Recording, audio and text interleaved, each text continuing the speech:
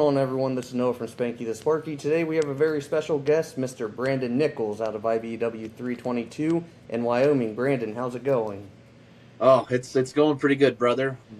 Weather's getting a lot warmer, snow's melting. I can't wait for summer. That is awesome. And you're out in Wyoming, so I'm sure it's still pretty cold out there. At least I'm going to make that assumption. Yeah, in the mornings it's That's around 30, pretty I'm in cool. the 30s, but this last couple of weeks it's been up in the 70s and 80s. So mornings That's it's cold, that's but pretty it warms up pretty that's good. pretty cool. I want to start this with, I didn't mention this when we were prior talking, but actually, you are one of the, probably single handedly, the person that got me interested in social media.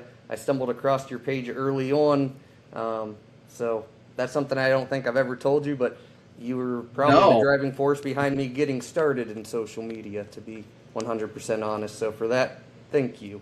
well that's cool. No, I had no like I'm getting goosebumps right now. That's that's pretty cool. Yep, that Oh is man, that's awesome. That's the 100% truth. I stumbled across your page early on. I always liked comedy and things like that and everything you were doing. So that gave me the spark. And so, yeah, you're uh, probably the biggest influence in me at least starting my page. So thank Well, you. thank you. Yeah.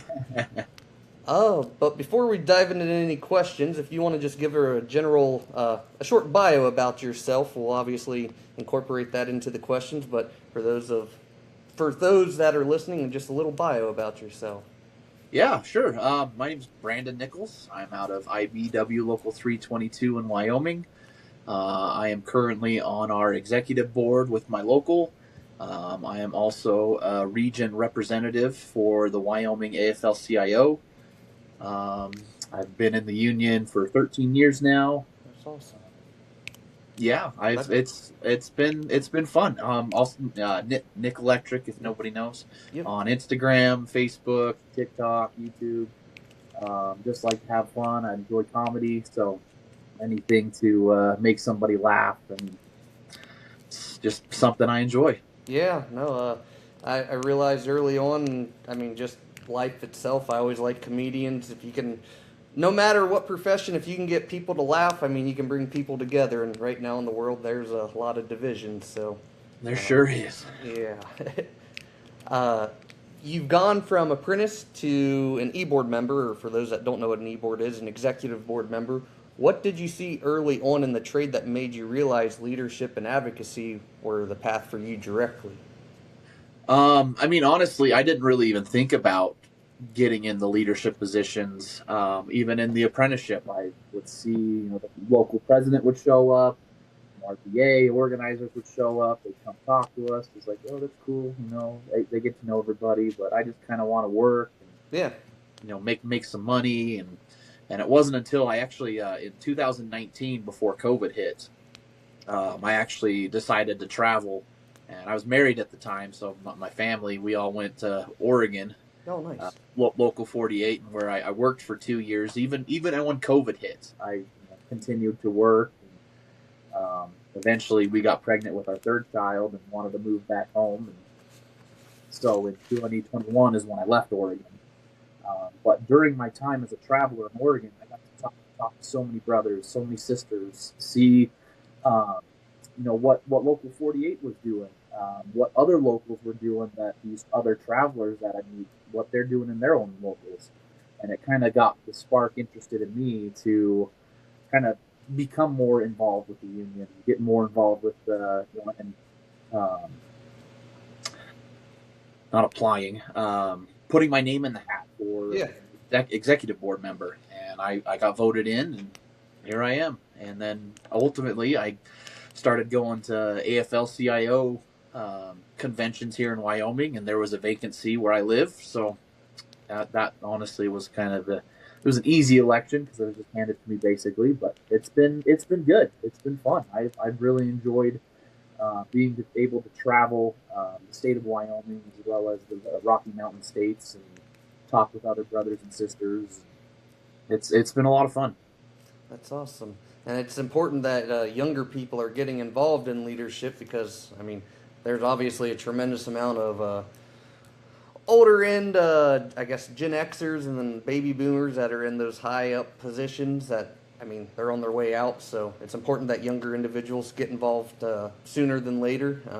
And obviously, our future depends on us taking those roles eventually. So it's Right. I mean, with all the data centers and power plants that are going up nowadays, like they didn't have that back in the day. You no know, they were, building high rises. Uh, a lot more hospitals, yeah, hospitals. Like that, hotels. and in this day and age, it's all data centers, Yep, solar farms, power plants. Like it's the new age, and that's very true. it's good to get the younger generation more involved. That's very true. As someone representing both Local 322 and the Wyoming AFL-CIO, where do you see the biggest disconnect right now between workers and leadership? I mean, especially in Wyoming, I'm not a huge fan of getting into politics. Yeah, that's understandable. But it's with my positions, it's kind of hard not to.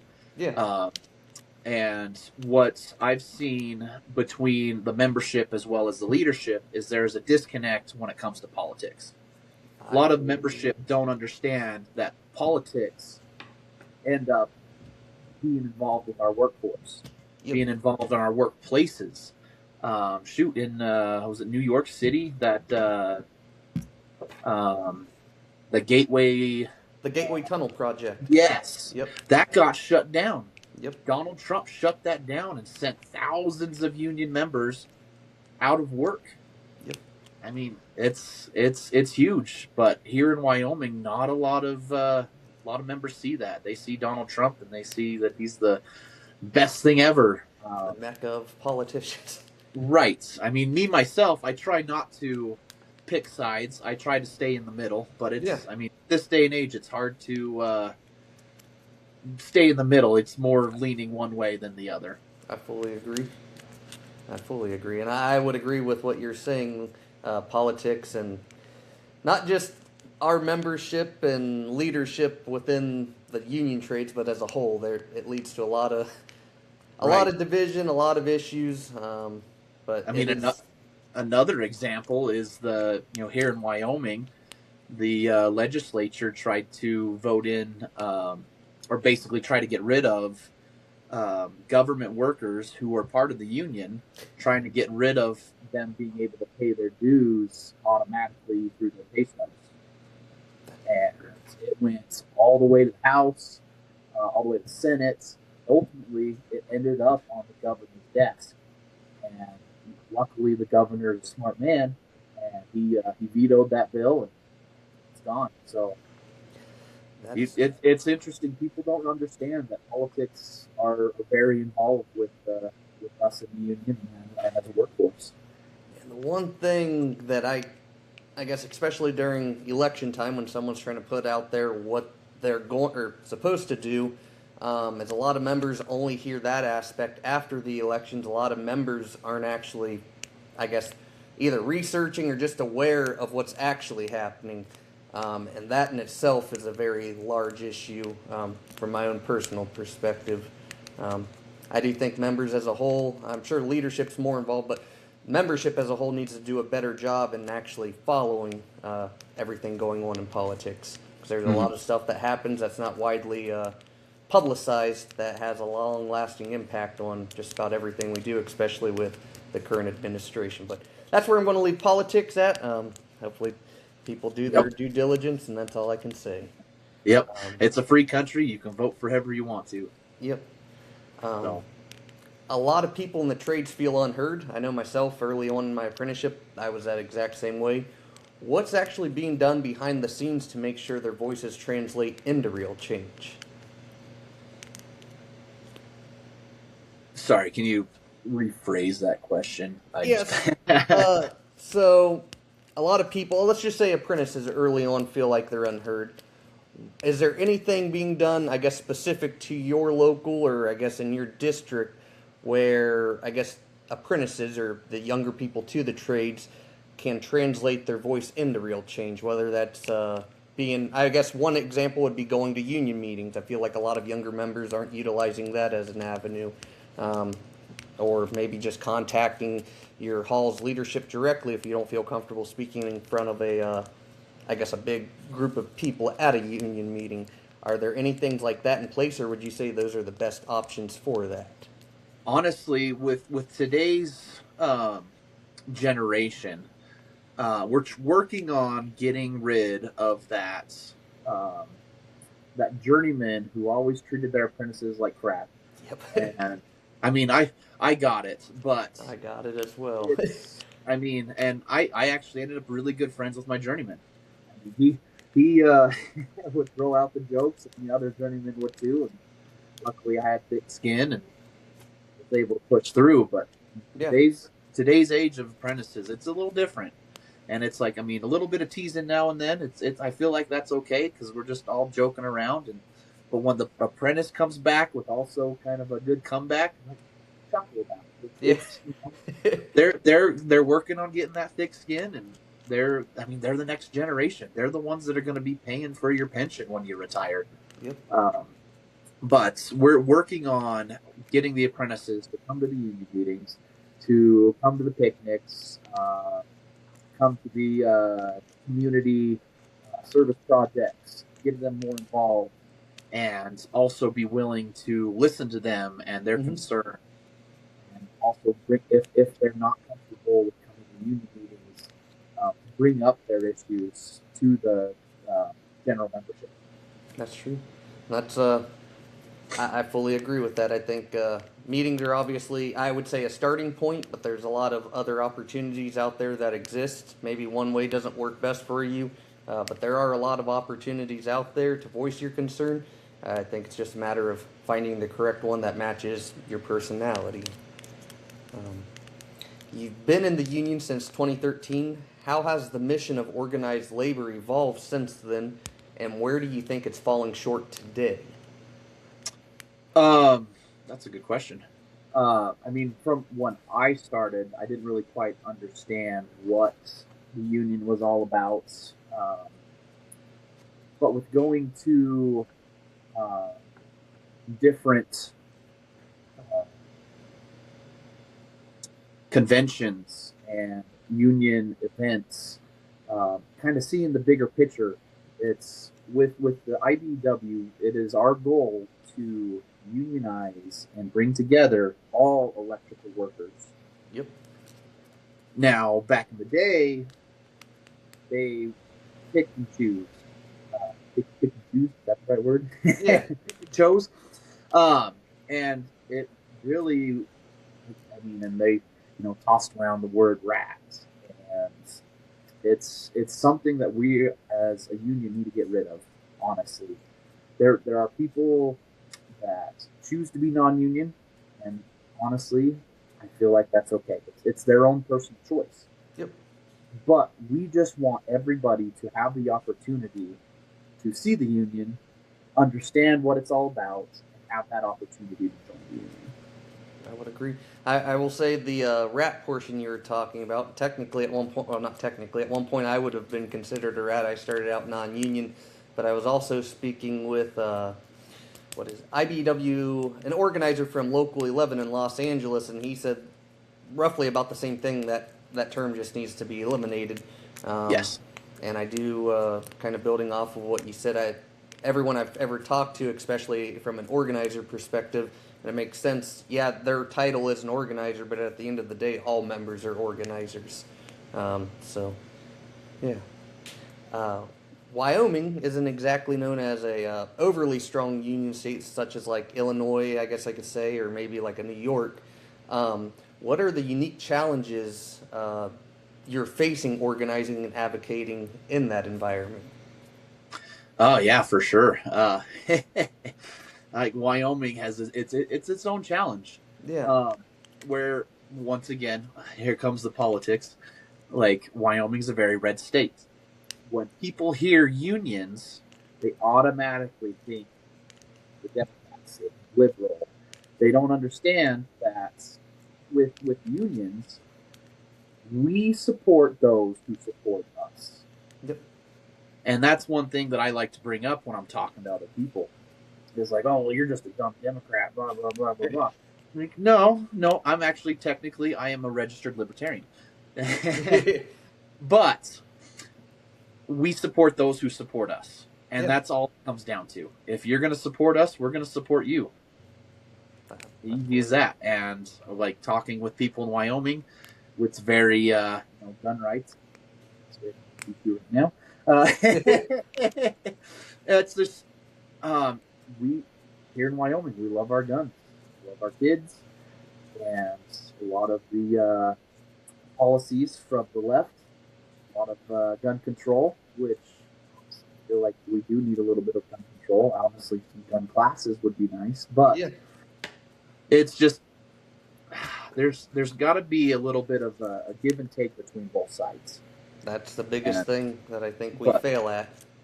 Talking with people is the hardest thing to do, and coming to an understanding that it's not all bad, it's not all good.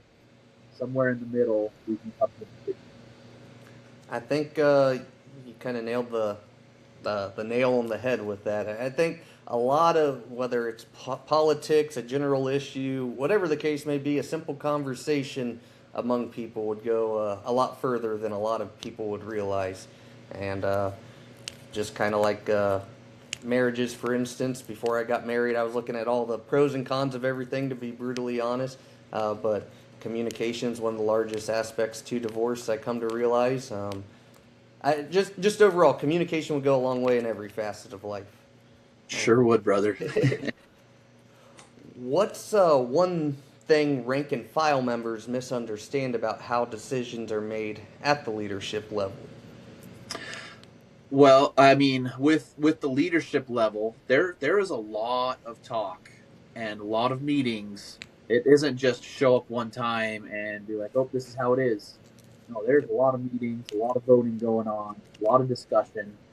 Um, I mean, there's so much behind the scenes that a lot of the rank and file members don't understand, and there's just for a couple. Oh shoot, what's the word? My coffee hasn't kicked in yet. Oh, no, But I mean, just little things here and there, little couple changes. It's multiple meetings. Even when people end up going to CIR, it isn't just one meeting. It is multiple meetings and multiple votes until we finally come to a decision. I'd say I like to compare it to, and this is all, I mean, this is kind of a question I was interested in, but I've just started, before we started, I talked about trying to talk to like the IO, for instance. It's like an onion. You have to peel back layers at a time. There's a hierarchy. These are all things, to be honest, over the last, I'd say 2 months, up until 2 months ago, I didn't realize. I started getting pretty frustrated myself, but there's obviously a structured system in place. It's worked to this point. I do think there's ways to make it better, personally, and hopefully over time they're more receptive to hearing rank and file members' opinions on that. But for now, it's working, but there's always room for improvement. But there is a lot of behind the scenes aspects that occur that you really aren't aware of until you seek out that information, in my opinion. Yep. Even with the IBEW, IBEW supports us electrical workers, and then we've got NICA, who is the contractor. Yep. We are supposed to work hand in hand. There are so many rank and file members that get upset when it comes to negotiations. I mean, I do too. There are times where like this is a bunch of bullshit. Like why is this happening? And it's just, the contractors have to do so much to keep their business running, to keep us, working. Because if we didn't have the contractors, we wouldn't have jobs. They're the ones that find the jobs for us. We get it. And that's something it was never a large scale business, but back when I was in school, I owned and operated 2 different businesses. And that is something a lot of people don't realize is, everyone sees a large contractor and is like, yeah, they're just making money hands over fist. But there is a ton of things behind the scenes that a lot of non-business owners don't realize, between all the different taxes that are, you're getting hit from every other side with just different things, in my opinion, negative things. But there's a lot of things people don't realize to own and operate a business. I agree with what you were saying on all of that. And this is something that, especially, I'm sure you see it from videos you've posted. I see it in videos I post, reading through comments. There's a growing conversation, especially from, at least in my opinion, from the non-union side, about transparency in unions. How do you balance protecting the organization while also being fully accountable to the membership? I mean, honestly, I just be as honest as I can. I think If I have a question, I just answer it. And if I don't even know the answer, I'll be like, well, let me go talk to my BA. Let me go Yep. talk to my organizers, see what they say, because I have no idea.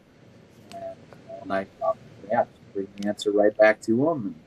And, I mean, that's all it is. honesty. In the union, we need to be transparent about everything. I mean, even our leadership, when it comes down to the oh shoot, I'm struggling again. I want to say the labor board or what and NLRB, the National Relations Labor. Yeah, when they start doing audits, it's like, yeah, we have to be transparent in all the union business. We have to show receipts, expenses, where this money's going, where that money's going, and a lot of, I mean, once again, here we go into politics. Like, a lot of people think that the union, we just throw money at politics.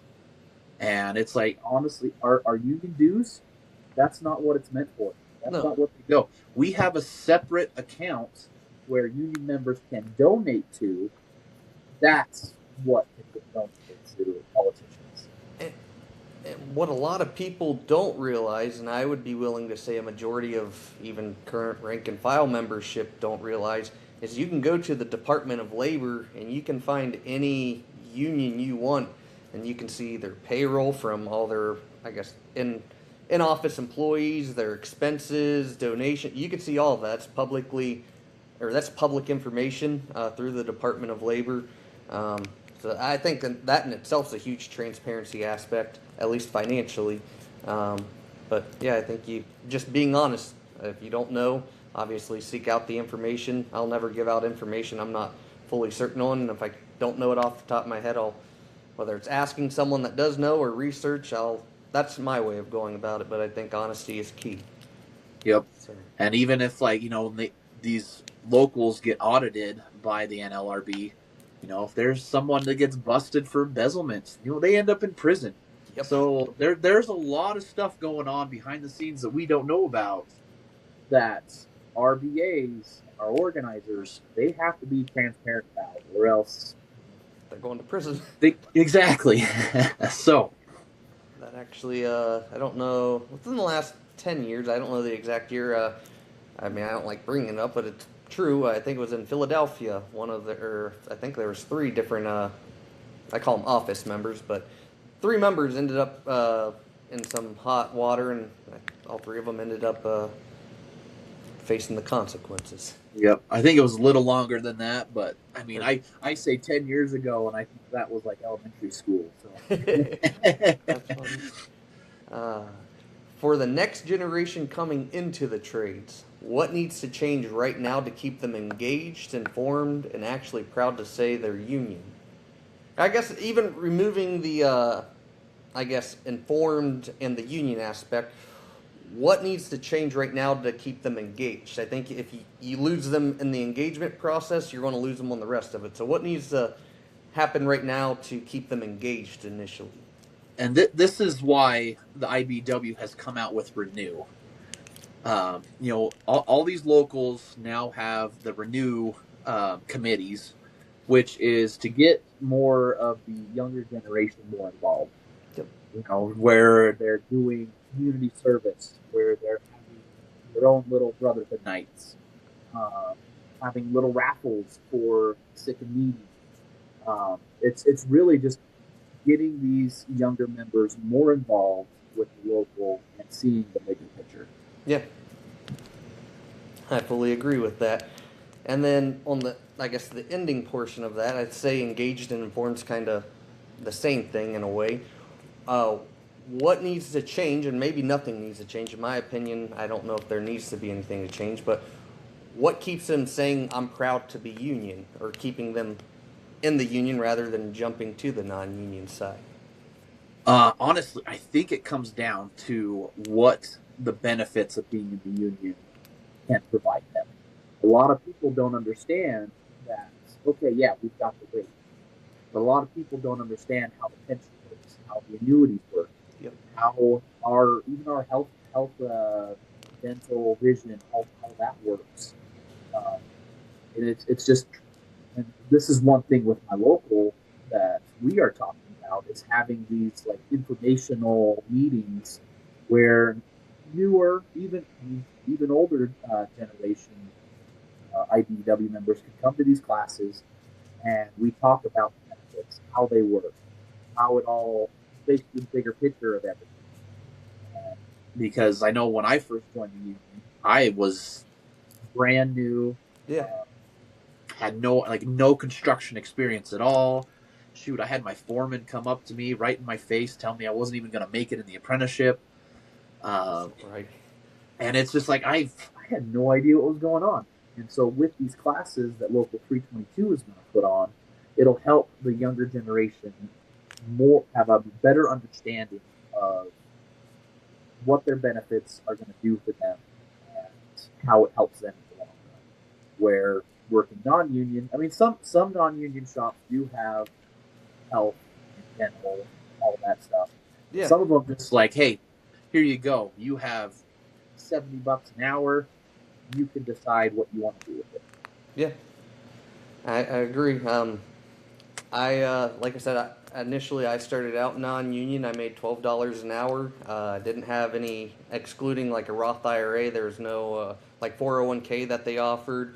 No health insurance. There was nothing. And I left, eventually topped out and whatnot. And when I started non-union, I started with another individual, and I'm not going to say his name, but he ended up staying non-union at that same company. And the time I went from my apprenticeship to journeyman, in my home local, it's $43 an hour, and then I think $69.72 an hour as a total package.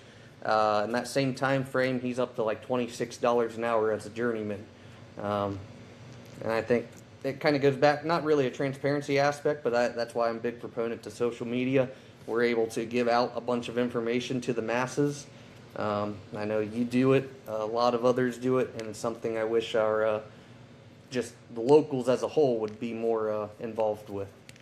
Yeah, I know social media is kind of a big thing when it comes to the locals. There are some other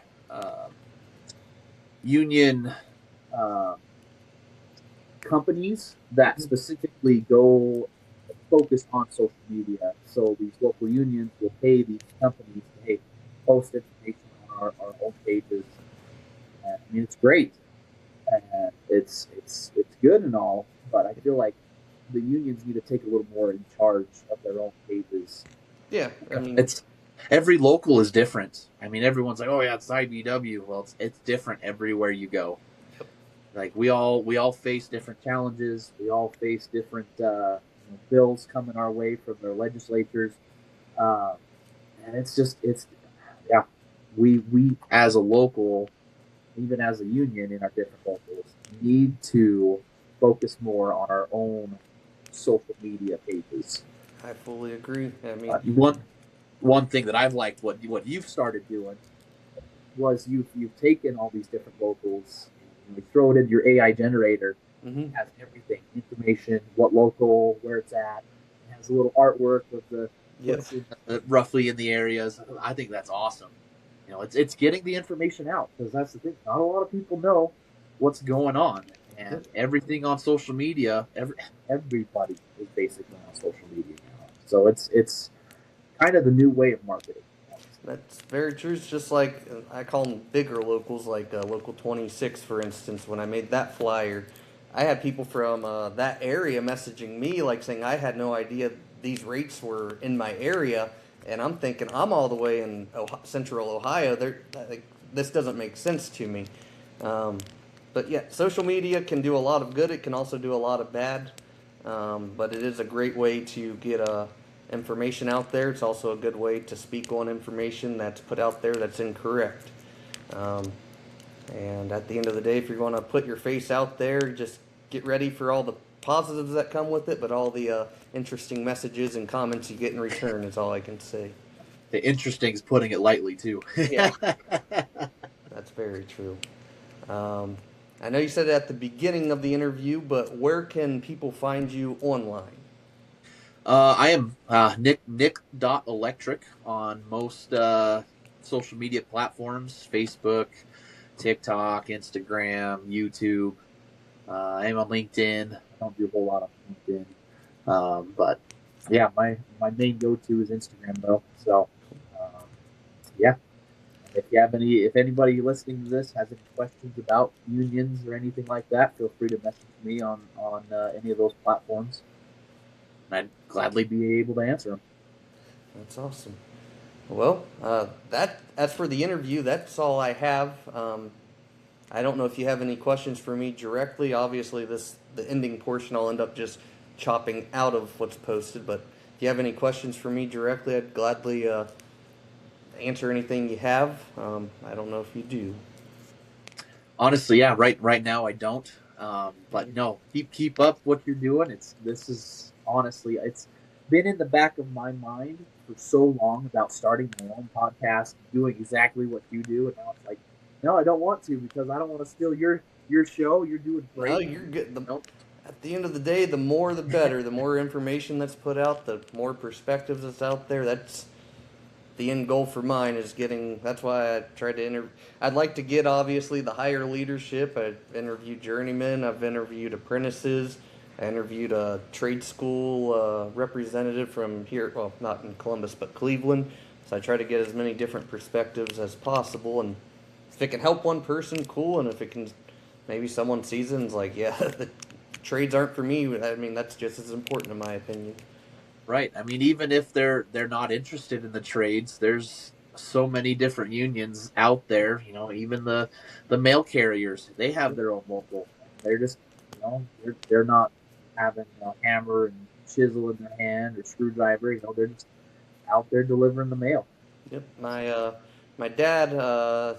So my dad passed away when I was a junior in high school, but he worked for a university here in Ohio called Ohio University, and he was part of their grounds crew sector, and they were unionized. So I got to see how it all worked firsthand through that. And when he did get sick and whatnot, I mean, it showed, in my opinion, what the true meaning of a brother or sisterhood actually meant. So it was unfortunate on how it happened, but it was cool to see it all work.